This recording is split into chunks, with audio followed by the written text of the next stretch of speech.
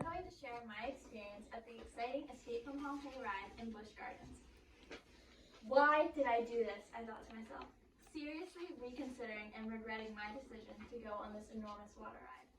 As I stood patiently in line, fear coursed through me, and as the anticipation grew, so did my nervousness. My father and sister both tried to reassure me, but with one look up at the ginormous drop, all thought of calm and bravery left me. I wish I had stayed with my mother and my brother, safe and away from the ride. As I looked up at the ruins of Pompeii, I noticed beautiful arches and majestic pillars and tiny little symbols etched into the walls that added a realistic quality to the ride. At Busch Gardens, the Escape from Pompeii water ride stood tall and frightening, and I bravely decided to ride it. My legs shook as I boarded the raft, and I held onto my seatbelt so tight that my knuckles turned as white as paper.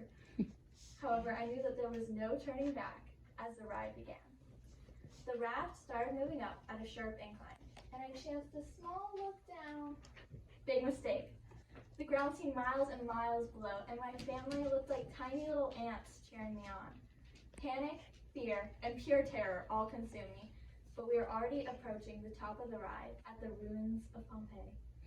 At the top, a small beware sign greeted us, warning us of the dangerous earth tremors inside the ruins. With my father and sister on either side of me, I took a deep breath as we approached the entrance. With a drop and a splash, our raft entered. And immediately, flames exploded from a nearby corner and danced across the ceiling and popped and cracked everywhere around us, exposing patches of the ruins and outlining Roman statues. Ominous music played, giving the area a dangerous, eerie quality, and as we passed, chunks of the wall seemed to crumble. These destroyed pillars and ancient-looking lamps guided our way throughout the tunnel. With the 80-degree weather and scorching hot fire, my palms grew sticky with sweat, but I never loosened my grip on the strong metal pole in front of me. Finally, we started approaching the end of the tunnel, and I noticed a door that was slowly creaking open to reveal a glimpse of outside. And right when we approached the edge of the drop, our ride paused. And for one fleeting moment, I thought that maybe the ride had just shut down, and maybe I was safe from the drop. I was wrong. The raft lurched forward and we plunged down. A single long scream escaped my lips as my grip tightened even more on my seatbelt. The wind whipped wildly at my face, and a strange floating sensation overcame me as I flew down the ride. With a final splash, our ride crashed down, spraying spectators all around.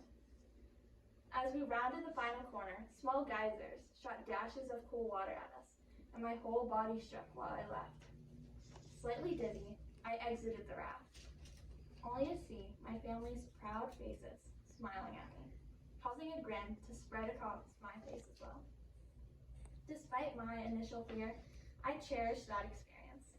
I loved the thrill of the ride and the wind in my face and the satisfaction of knowing that I conquered my fear. I also realized that sometimes the best thing to do is to just buckle up and enjoy the ride. Thank you.